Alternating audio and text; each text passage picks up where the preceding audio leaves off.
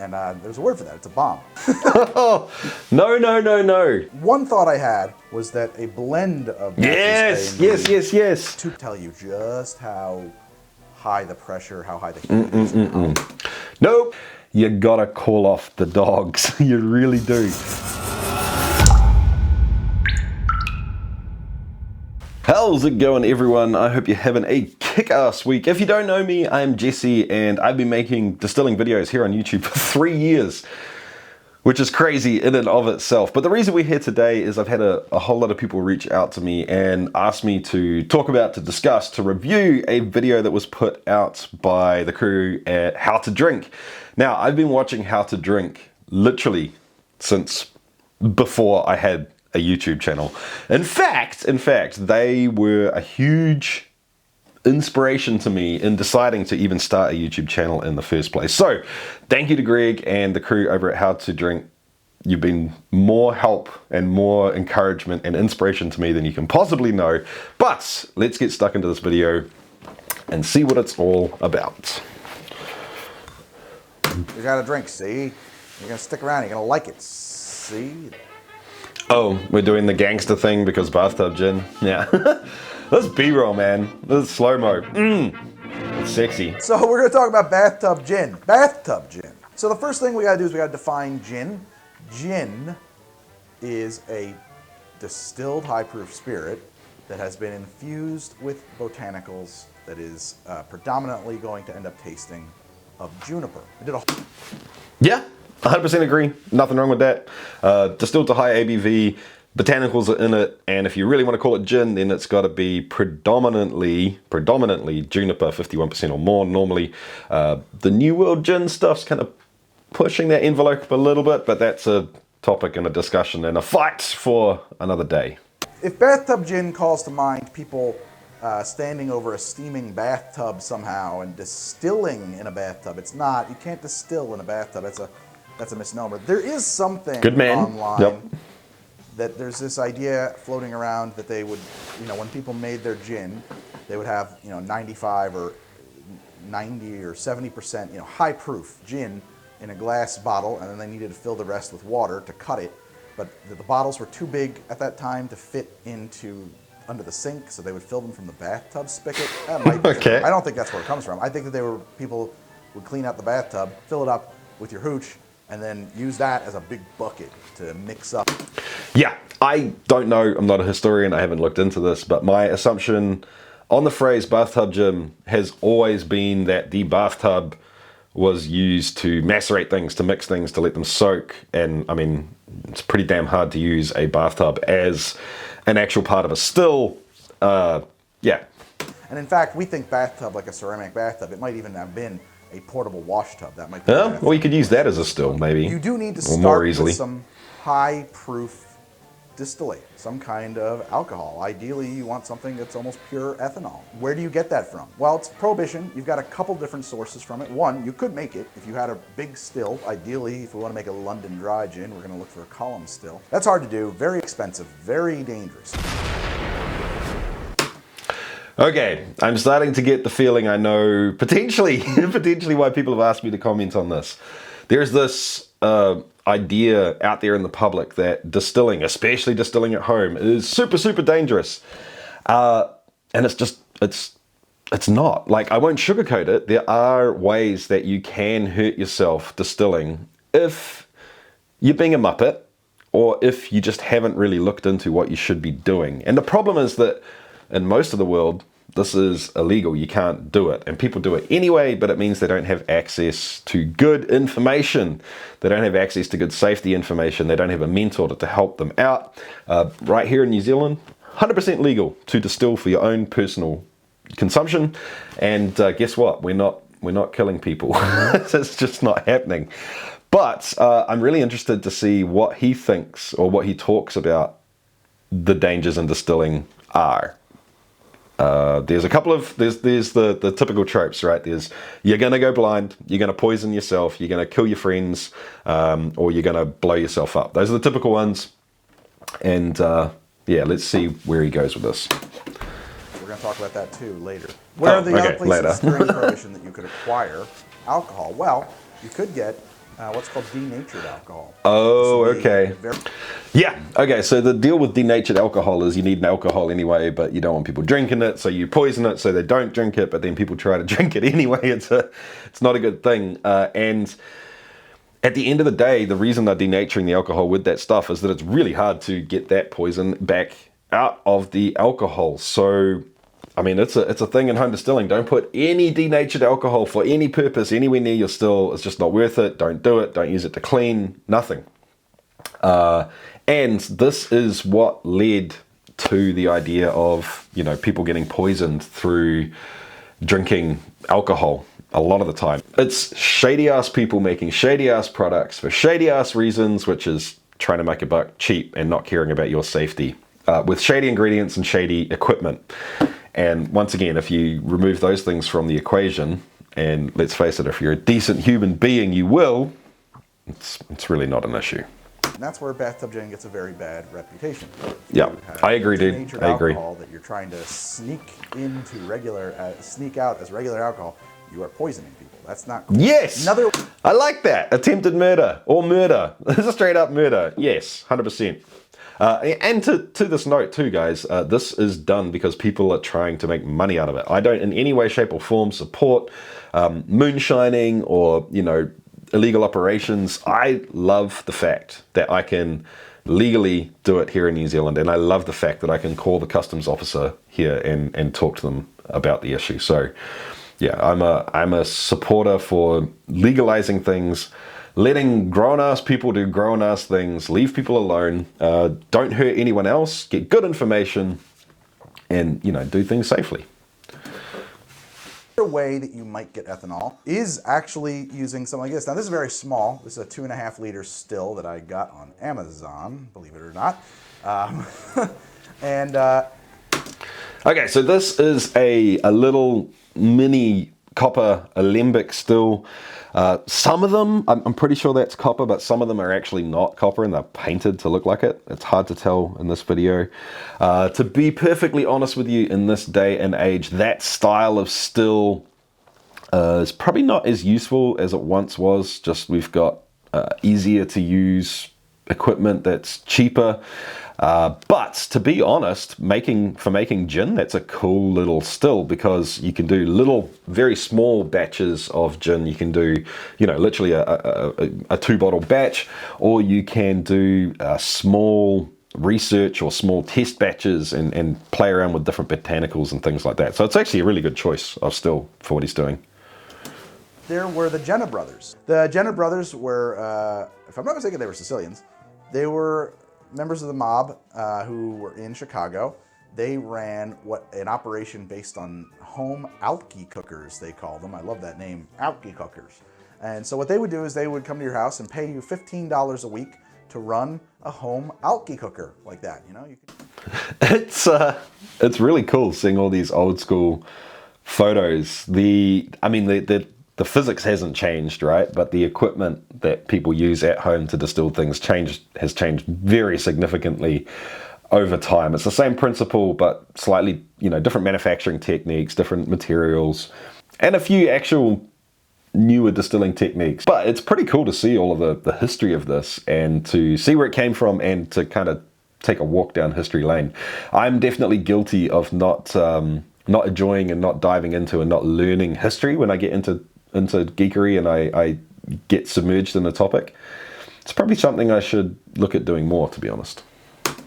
All right, but first I got to thank Bright Cellars for sponsoring this episode. See? So thanks, Bright Cellars.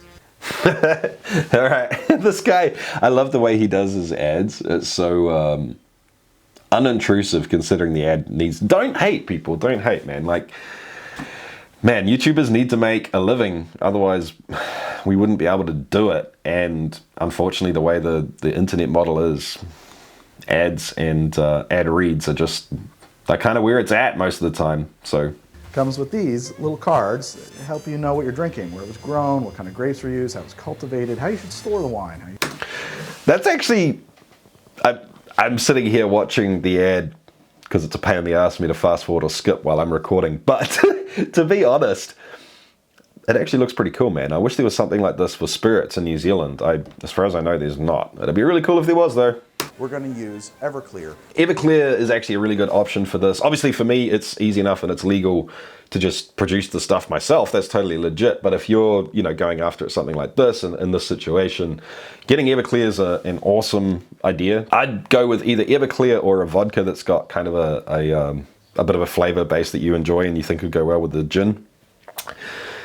I would suggest that you probably want to proof this down. It looks like he's going to be doing a maceration technique is my guess. Here's the thing, guys. Alcohol is a solvent. The higher the ABV is, the more intense the solvent is, and it doesn't always act on drawing and bringing out those flavors from what you're macerating in a linear way or an equal way on every kind of flavor component, if that makes sense.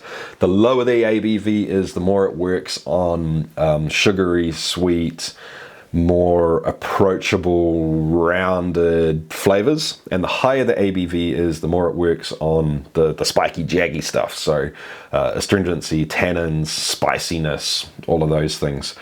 And especially when you're doing a maceration like this with a whole lot of different things put in together, if the ABV is too high, it can get away on you pretty quickly, and you can get, like we were just saying, the bitterness or the astringency or whatever running away. Not so much of a big deal when you're redistilling. A lot of those things get left behind, but the flavor profile can be all jacked up, if that makes sense. So anyway, let's see what he does. And these have been sitting on my counter for 3, 4, 4 days now. 4 days is it's not a bad time, I would say. At 95%, you might be pushing it a little bit. When you're going to distill this, you have the option to either remove all the botanicals from, to filter them out before you put the liquid into the still, or to put the botanicals into the still as well. If he's going to whack the botanicals into the still, probably didn't need to go 4 days. If it was at a lower ABV, I would say it probably wouldn't have hurt, but at the higher ABV, I don't know, it might react in not a great way. If he is, on the other hand, going to filter or strain all of the botanicals out and just put the liquid into the still, giving it closer to a week is probably a good thing to get as much flavor out of those botanicals as you can, because you don't have the advantage of those flavor compounds volatilizing in the still as you're distilling. Batch A is a lot closer to Jeff Morgenthaler's work, kind of based on his. Batch B is more to my, what I thought would be my tastes. I don't know. Okay, so the really important thing here, he's saying, is to his tastes. And the great thing about a hobby like this, the great thing about any homemade beverage, food, whatever it is that you get to produce things for your taste, right? That's the point in it. You get to make things the way you want them, to drink them the way you want to drink them, and, it just works out. So I don't have anything really to say about his recipes either. The one that he got from the blog post and his own one here. Yeah, it's personal preference. I think he's doing a really good job. Just to talk about how a still works, we've got a copper pot here. We're going to take our gin, filter it, dump it into here. We're going to heat it up. It's going to start to evaporate.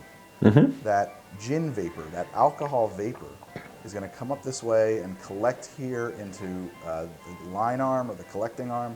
Yeah. And you can see it gets narrower and narrower and narrower as we come along, so the pressure is going to increase and increase and increase. And that's important because down here in the condenser, we have a coil of copper that goes down. This thing coils through this bucket, and we're going to put cold water in there. And so what that is going to do, we've got hot steam. It's going to come into contact with this cold metal, okay? It's going to condense back into liquid, and it's going to pour out of this hole here. Yeah, I mean, that's a pretty good description of how the distillation process works. I'm not sure why he said the pressure is going to build up. That's a bit odd. But I will say that as a YouTuber, especially when you're kind of crossing over into a topic that's not what you do every single day, it is so easy to have a slip of the tongue and to say something that is not even what you meant to say, and then to not catch it in editing, especially if you've got a team and someone else is doing the editing for you and so on and so forth. It is a really easy thing to do. Home distilling is an awesome hobby. It is a extremely safe and rewarding hobby if it's done with just a little bit of research beforehand. And what we need as a community is more people just like this, talking about things and doing things just like this, to raise the profile of what we do and to make people realize that we're not a bunch of drunks just trying to get a buzz for cheap. We're doing this because we love the geekery. We are doing this because we love chasing the craft of making something that is delicious. And it's honestly, it's often more about the process and the geekery and the learning and the testing and the failing and picking yourself back up and doing it all over again. It's more about that stuff than it is about the drinking. And to get the public and especially the lawmakers to understand that, we need to go about interactions with people that cross over into this territory with love, compassion, kindness, civility, and just present yourself like a real human being. Help educate them, help them out. Don't be a dick in the comments, and don't be a stuck up, arrogant person because you think you know better. That doesn't help anyone. Rant over. Let's carry on. And I started thinking about how I've got all this alcohol vapor coming up here and collecting into this ventruoli.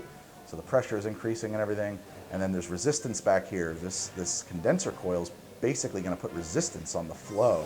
So this whole thing is going to become a pressurized, not quite a pressure cooker, but a pressurized, sealed chamber filled with, vaporized accelerant, alcohol vapor. And there's a word for that. It's a bomb. No. Dude, I love you, man, but that's not how it works. That's not how it works at all. I don't know where this idea comes from, and I don't understand the thinking that people have when they say things like this about a still. So I don't know how to combat it or debate against it or disprove that idea.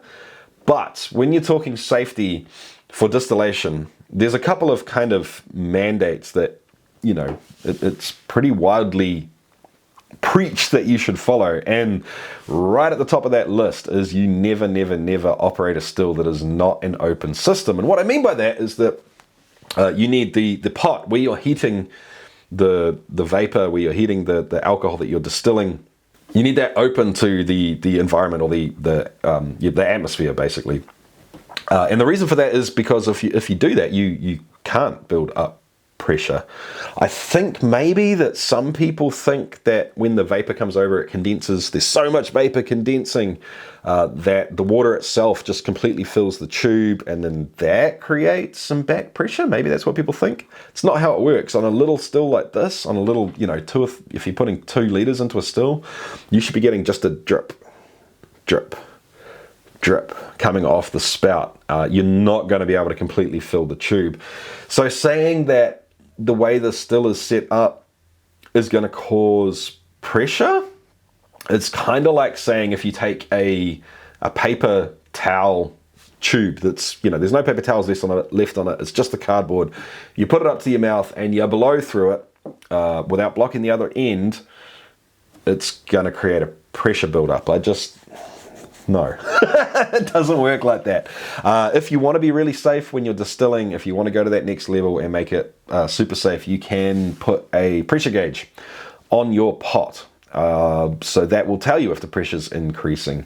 And once again, it's nothing to do with normal operation will increase the pressure, anything than a tiny minuscule amount. But what if a mouse crawls into your still and dies and blocks itself in the arm, and as you start putting heat through it, it crams it in even more, and suddenly you don't know about it. So there's freak accidents that can happen that can cause a pressure buildup, and that is an issue. We won't sugarcoat it. Yes, it can be a problem. The other thing we can do to stop causing an explosion, to have an explosion, you need pressure, you need fuel or an accelerant, and you need fire. Well, you need oxygen too, but we're not taking that away because that would be silly. But you need fire. So don't use a direct fired still, use an electric still. And once again, then it's a whole lot safer. The other thing too is that because it's all copper, I wanted to run it on an induction cooker. I can't. It can't be on a conventional cooker. So I gotta do it on... There you go. So he's talking about doing it electric rather than using direct fire. which is a great idea. Yeah, props, man. There is a small problem with things like induction cookers. Well, for one, I think he's just saying that it's copper and it's not going to work. But some induction cookers, the cycle time isn't fast enough. So, if you try to simmer something really gently, it won't simmer gently. What it'll do is boil flat out for 2 seconds and then turn off for 8, and then boil flat out for 2 seconds and turn off for 8. We don't want that in a still. We don't want a nice, constant, even heat, letting vapor rise through the still at an even vapor speed. That's what we want. And basically the safety regulations say, like, hey, don't ever distill indoors. Another great distilling safety tip is it's not that you can't distill indoors, you just need to have good ventilation. You don't want vapor that is somehow escaping the still that you're not noticing. Once again, this, like in normal operation, it's not a problem. But you take the extra precaution that just in case something doesn't work the way it should, we've got good ventilation, so we can't fill a room full of vapor and then, have something kind of like the flour explosions at flour mills, or when you're milling grain for beer, that sort of thing. We don't want that. What I will say, though, is that this is sort of, this is like an immersion style infusion, whereas if it was a London dry gin, I think I talked about this in the gin episode, this onion head here would have a gin basket sitting in it, so that the vapors of the alcohol had to pass through that and they would pick up those flavors on the way. 100%. That's a completely valid technique for making gin. There's a bunch of different ways you can get botanicals into your gin. You can macerate it like he's done here and then put that into the pot of the still, either with the botanicals in it or without the botanicals in it. You can whack the alcohol into the pot and put the botanicals into the pot. Just the day that you're distilling. You can put the alcohol into the pot and suspend the botanicals in the vapor path, and the idea is that as the alcohol vapors pass through it, it's a solvent, so the warmer it gets, the hotter it gets, the more solventy it acts, if that makes sense. So it's able to strip a lot of flavors out and carry them up and over through the line arm of the still. As you change the different techniques that you're going to add the botanicals to the still or to the gin, you're going to change the overall profile of gin that you're creating. Exactly the same recipe created with maceration versus vapor infusion are going to produce two different, subtly different or seriously different, depending on the type of process that you're running. The gins are going to be different, is what I'm saying. I'm impressed that works, but that works should tell you just how high the pressure, how high the heat is. Nope. No, dude. There is no pressure there. It's just that alcohol is a great solvent, and that it's pretty warm when it's going through there. So let's taste batch A and batch B. What I am going to say is, though, that this is, like I said, super high proof. I love that slow-mo. They do such a good job, man. Water, which brings it down to just north of 50% alcohol. No, just south. Gross looking. It is yellow, looks like swamp water. And it smells like gin. It really smells like gin. Okay, so yeah, I 100% assumed that smelled delicious. It would smell just like gin. It'd have a great aroma on it, and the taste's, I think, going to be pretty good for what it is. But the issue, gin is a big part of gin is the balance of the crazy flavors. So all of the herbaceousness, the fruitiness, the citrus, mixed with the spices and the baking spices. And then obviously the pine and the berryish sort of notes from the juniper itself, balanced against a very, very, very neat, very, very clean mouth feel, and some of the flavors as well. So you don't get this big, bold, crazy mouth-filling sort of sensation that you would expect from the aroma you're getting. And because he hasn't distilled it, he's not going to get that sensation, I don't think. I recognize that it tastes like gin. It does not taste like my favorite gin. It tastes a bit like some kind of a cleaning supply. Okay, so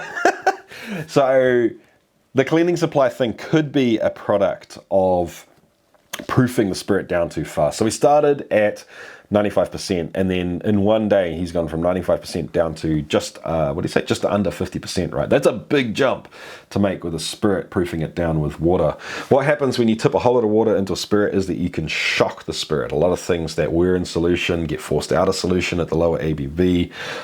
It's just really harsh on the spirit, and it actually has the effect of making the spirit more jaggy, more punchy, more crazy.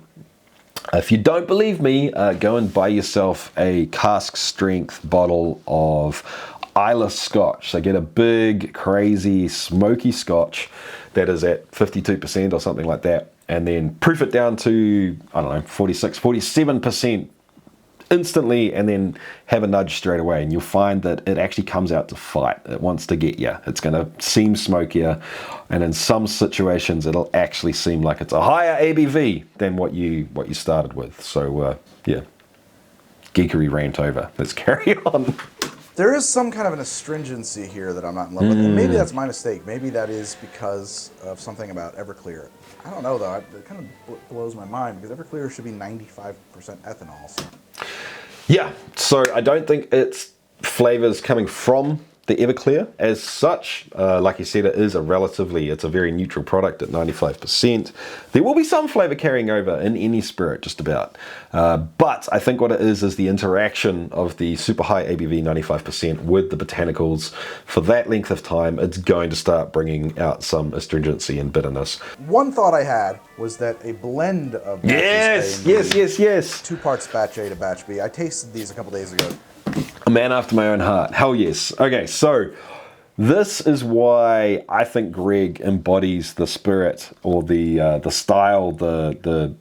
We call it here on the channel chasing the craft. He's a chaser of the craft to make two things that are kind of what he wanted but not really what he wanted, and then look at it and go, how can I improve on this? Like, what can I do next? He's done something, and I think he's done a really good job, honestly, of what he's actually done up until this point, considering the limitation of not being able to distill. But it didn't turn out the way he wanted it to, and now he's going to fuck with it and see if he can make it better. So props, man. Something about blending them. Yeah, that tastes like gin. Nice. And not even a terrible gin. It's pretty good. Let's take a martini with this. All right, so I like what he's doing here. Martinis are one of my favorites. I love a dirty martini. Orange bitters.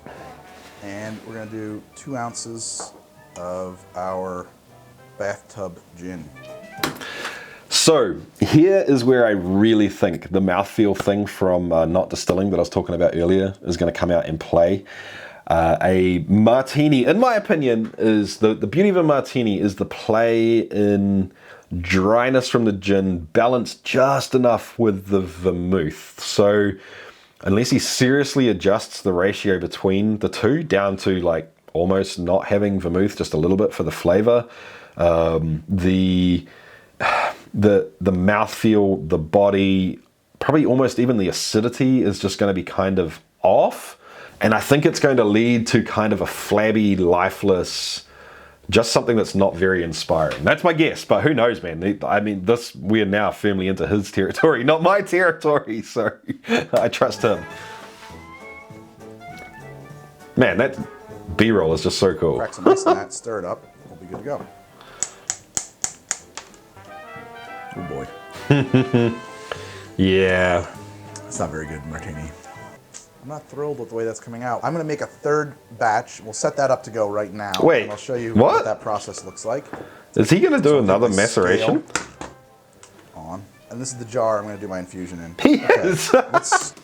Okay, you know how I said that he embodies a chaser? This is exactly what I'm talking about. So as a YouTuber, understand this, guys. For you at home, it's not a big deal to just do another maceration, right? Like, so what? But as a YouTuber, you've got this constant strife between giving people good quality videos when they expect it and not letting people down, like I'm letting you down right now. This video is going to be late.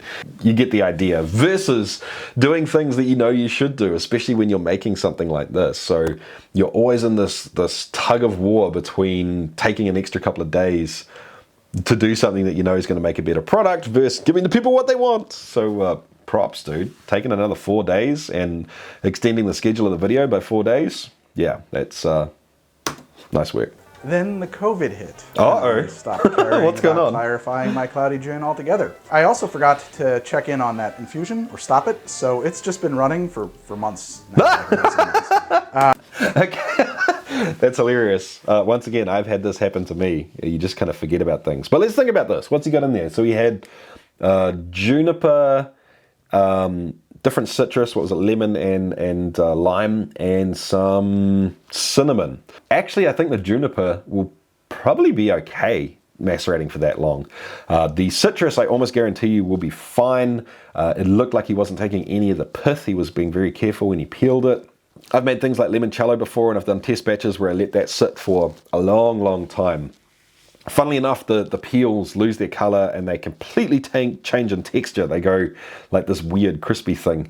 But I don't think he's going to get any off flavors. The thing I'm worried about is the cinnamon. Will the cinnamon have completely taken over? Cinnamon is a bit of a wild card in things like this. I have this terrible little funnel. I really need to get better funnels. Oh, he's...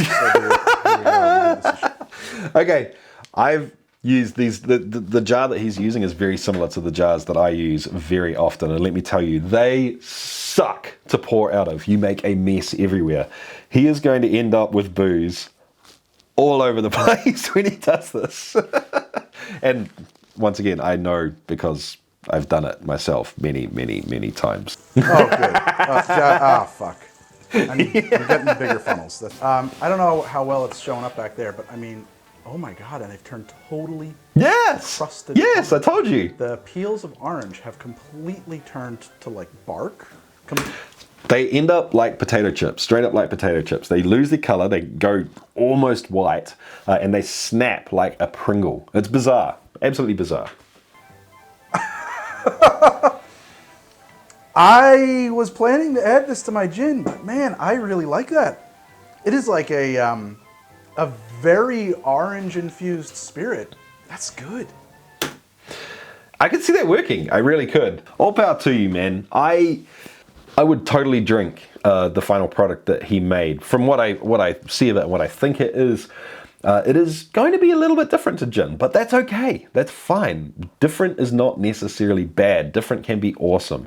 And being able to do this stuff yourself at home is a insanely rewarding hobby. So people, if you're watching this and you're not a home distiller, guys, I hope that this gives you some glimpse into our world to show you that we're not, bums trying to get drunk for cheap. That's not what we're about. We're geeks. We love this sort of stuff. We love doing it. We love the process more than the drinking. And it can be a super, super safe and rewarding hobby when people have the right information. Unfortunately, the legalities around the world make that difficult at the moment. And one day I hope that people in other parts of the world get the same freedoms that we have here in New Zealand. If you're a distiller and you're watching this, I know it can be really hard when you see people out there in the media or in the public saying things that you know to not be true about the hobby, especially when it is perpetuating the ideas that keep the hobby illegal for you. I get it, I understand, but guys, you gotta call off the dogs. You really do. You can't go after these people like a douche. You've got to be kind, you've got to be compassionate, you've got to be caring, and you've got to educate people in a way that you would if you were sitting across the table from someone that you cared about, right? Good people can have bad ideas, and good people can get, I guess, infected with bad information from sources that otherwise would be great. Home distillers, you know exactly what I'm talking about when I say that. How to drink. And Gregg, if you end up watching this, I think you did an amazing job, guys. I really do. I know that I'm a tiny little YouTube channel on the arse end of the planet, but if you ever do want to collaborate and be able to actually distill something, maybe we can work something out. Let me know. So I have to say a huge, huge thank you to my Patreons, guys. The reason I get to do this stuff, the reason I get to hang out during the day and make videos like this is because of those Patreons. So thank you very, very, very much, Patreons. If you liked this video, guys, do me a favor. Help the video out. Get the algorithm loving it. Give it a little thumbs up and a comment in the comment section down below. Have your say on the topic. And I'll catch you next time, guys. Keep on chasing the craft. See ya.